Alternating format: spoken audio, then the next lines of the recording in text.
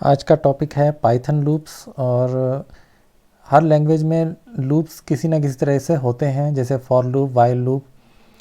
किसी लैंग्वेज में for, while और डू लूप भी होता है, मगर पाइथन में सिर्फ फॉर और वाइल दो तरीके के लूप्स होते हैं। तो लूप्स का मतलब क्या होता है? अब तक हम जितने भी प्रोग्राम बना रहे हैं वो सीक्वेंशियल प्रोग्राम है, यानी ऊपर से लेके नीचे तक की कमांड्स लगातार एक एक करके रन होती रहती हैं। मगर लूप का मतलब है कि आप कुछ कमांड्स को बार बार रिपीट कर सकते हैं। Loop is a process of repeating some commands a number of times based on the condition or a number of times।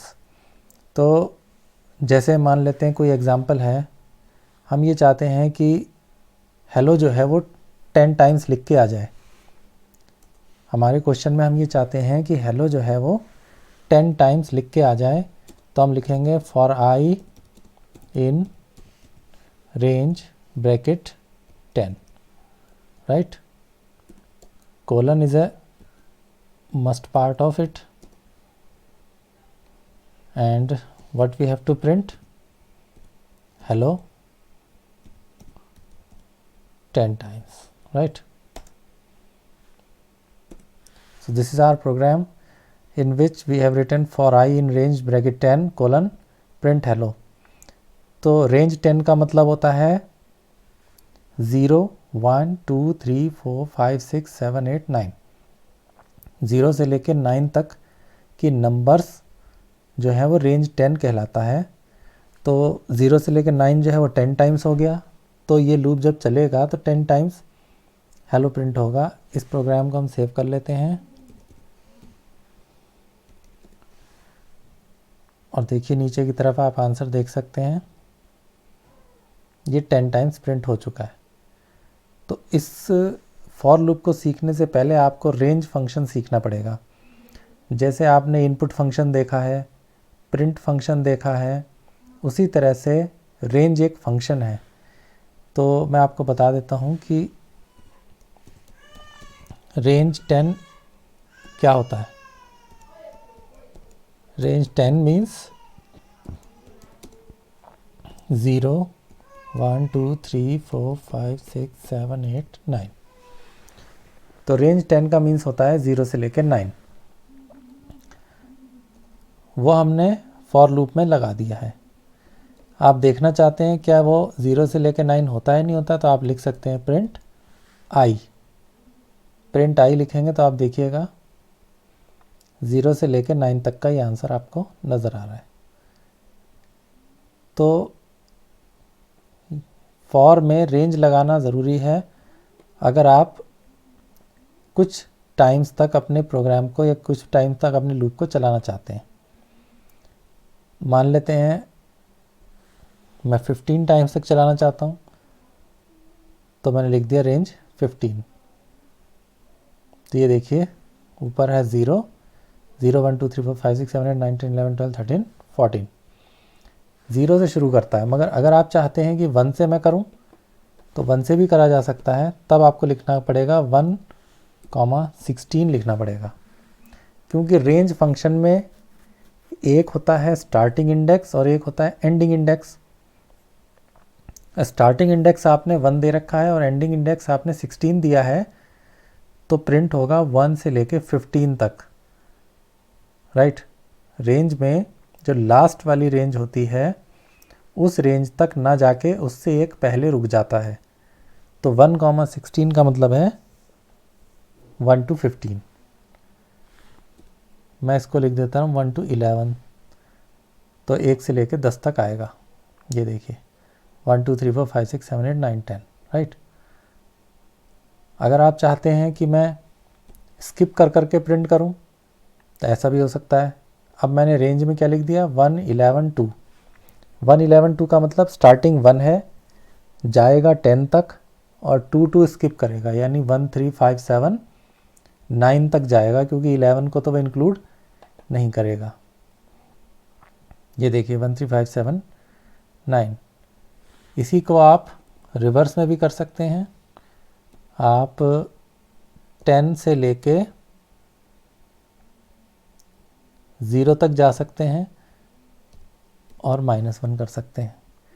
10 से लेके 0 जाने का मतलब हो गया 10, 9, 8, 7, 6, 5, 4, 3, 2 और 1 तक ही जाएगा, 0 तक नहीं जाएगा, क्योंकि जो एंडिंग रेंज होती है उससे एक पहले रुकता है।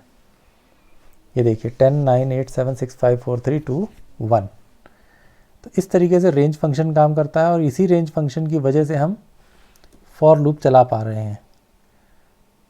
तो अब हम मान लेते हैं हमें टेबल प्रिंट करनी है किसी एक नंबर की, ठीक है। मान लेते हैं हमें प्रिंट करनी है 8 की टेबल। तो हमने लिख दिया for I in range 1,11 print I into 8। अब क्या होगा, आई की वैल्यू पहली बार 1 होगी, आई की वैल्यू पहली बार 1 होगी, दूसरी बार 2 होगी, तीसरी बार 3 होगी। तो जब 1 होगी तो 1 इंटू 8, 2 होगी तो 2 इंटू 8, 3 होगा तो 3 इंटू 8, 4 होगा तो 4 इंटू 8। मैं यहाँ आपको एग्जाम्पल में भी लिख देता हूँ। 1,11 मीन्स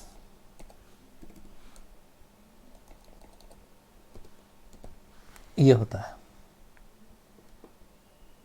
ये देखिए 8, 16, 24, 32, 40, 48, 56, 64, 72 और 80।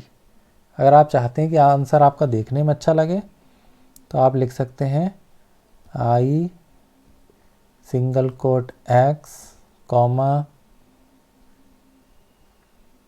क्या होगा 8 comma is equal two comma I into 8। तब क्या आंसर आएगा, आप देखिए आप 1 इंटू 8, 8, 2 इंटू 8, 16, 3 इंटू 8, 24।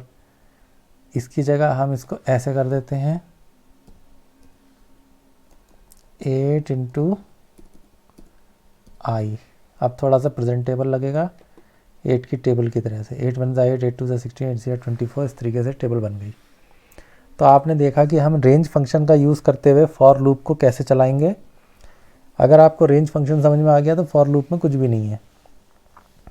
तो फॉर लूप का मतलब है जो उसके अंदर की कमांड है उसको आप कई बार रिपीट कर सकते हैं जितनी बार आपका रेंज फंक्शन चलेगा। तो फॉर के आगे कोलन लगाना है और जो कमांड है उसको आगे रखना है। ये देखा आपने, कमांड को थोड़ा सा आगे रखना है। अदरवाइज़ क्या होगा, अगर मैं इस कमांड को पीछे कर देता हूँ तो ये कमांड फॉर लूप के अंदर नहीं मानी जाएगी। इसीलिए इसको आगे रखते हैं ताकि इस कमांड को हम फॉर के बाद रखें।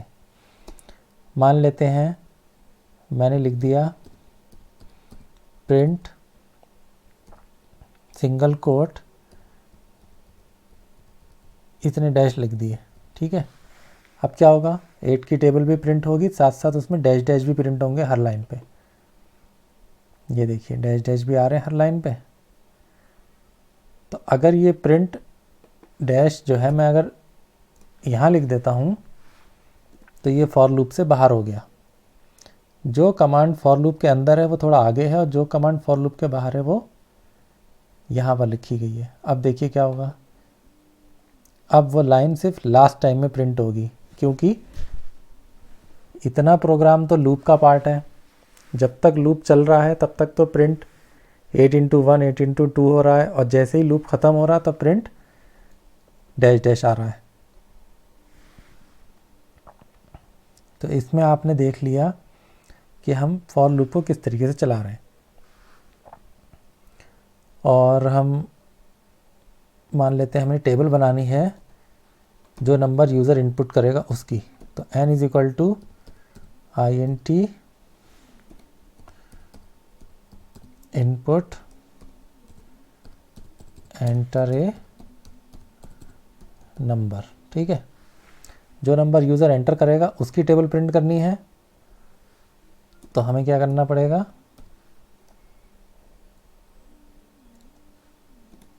ये लिखना पड़ेगा फॉर आई इन रेंज 1,11, यानी लूप चलेगा 1 से लेकर 10 तक। आई की वैल्यू पहली बार 1 होगी तो n इंटू 1 हो जाएगा। n इंटू 1 का मतलब जो नंबर आप डालोगे उस नंबर की 1 से मल्टीप्लाई होगी। आई अगली बार 2 होगा तो उस नंबर की मल्टीप्लाई 2 हो जाएगी। अब देखिए यहाँ हमसे पूछ रहा है नीचे की तरफ ध्यान दीजिए, एंटर ए नंबर, मैंने नंबर डाली 9 और एंटर मारा। 9 × 1 9, 9 × 2 18, 9 3 ज़ा 27। इस तरीके से ये 9 की टेबल बन गई। तो फॉर लूप को समझने के लिए सबसे पहले आपको रेंज फंक्शन सीख लेना होगा। अब मान लेते हैं हम किसी से नेम एंटर कराते हैं, तो नेम एंटर कराने के लिए एंटर अ नेम, और यहाँ से इंट हटाना पड़ेगा क्योंकि नेम जो है वो स्ट्रिंग होती है, वो इंटीजर नहीं होती। तब हमको रेंज हटाना पड़ेगा क्योंकि अब हमारा रेंज से कोई काम नहीं है। तब हम लिख देंगे फॉर आई इन एन, ठीक है, फॉर आई इन एन और प्रिंट आई। अब बताइए क्या आंसर आने वाला है। मान लेते हैं किसी ने अपना नाम डाला XYZ, तो पहली बार आई में आगे आएगा X, तो प्रिंट X हो जाएगा। अगली बार आई में आएगा Y, तो प्रिंट Y हो जाएगा। उसके बाद अगली बार आई में आएगा Z, तो प्रिंट Z हो जाएगा। देखिए यहाँ पूछ रहा है एंटर ए नेम, मैंने डाल दिया XYZ, तो 3 आंसर आए XYZ, और लाइन इसलिए आई क्योंकि प्रिंट लाइन उसमें पहले से लिखा हुआ है। तो अगर आप नंबर का लूप चलाना चाहते हैं तो रेंज लगाना पड़ेगा, और अगर आप स्ट्रिंग का लूप चलाना चाहते हैं तो वो स्ट्रिंग जिसमें स्टोर्ड है उसका लूप चलाना पड़ेगा, ठीक है। अब मान लेते हैं हमें ये चेक करना है हमारी स्ट्रिंग में कितनी बार ए आया है। If i is equal to a या i is equal to capital A, ठीक है, कि स्मॉल ए आया है या कैपिटल ए आया है तो ये उसको काउंट कर देगा। C is equal to c plus 1। Count हमारा एक वेरिएबल है जिसको हमने शुरुआत में 0 रखा है। सी इज इक्वल टू 0, और जितनी बार ए आएगा C1 बढ़ता जाएगा, और हमने यहाँ लिख दिया काउंट ऑफ लेटर ए, ये लिख दिया। अब आंसर देखिए, मान लेते हैं मैंने एक स्ट्रिंग डाली India is a great country, तो उसने बताया ए कितनी बार आया है। Count of letter A is 2, क्योंकि एक इंडिया में ए आया है और एक ग्रेट में ए आया है। तो आपने देखा कि मैंने किस तरीके से लूप लगा के ए को काउंट किया है। फॉर आई इन एन लिखा, यानी एन नाम की स्ट्रिंग में जितने भी कैरेक्टर्स हैं उसका लूप चलेगा। अगर आई में पहला कैरेक्टर या कोई भी कैरेक्टर ए आता है स्मॉल में या कैपिटल में, तो काउंटिंग हमारी +1 हो रही है, और जब लूप रुकेगा तो उस काउंटिंग को हमने प्रिंट करना है। इस तरीके से आप प्रोग्राम्स को बना सकते हैं। तो स्ट्रिंग वाले क्वेश्चंस में और भी आपसे एक्सपेक्ट करता हूं कि आप प्रैक्टिस करेंगे, और नंबर वालों के लिए प्रैक्टिस करने के लिए आपको रेंज फंक्शन को सीखना पड़ेगा। इसके लिए आप रेंज फंक्शन की हेल्प भी पढ़िएगा, और रेंज फंक्शन को कई बार चला के देखिएगा तो आपको समझ में आ जाएगा। तो आज का टॉपिक है फॉर लूप, और इससे अगला हमारा टॉपिक होगा वाइल लूप। तो आज के लिए इतना ही काफ़ी है। अगर आपको समझ में नहीं आया है तो कोई भी चीज़ आप कमेंट में लिख के पूछ सकते हैं। Thank you.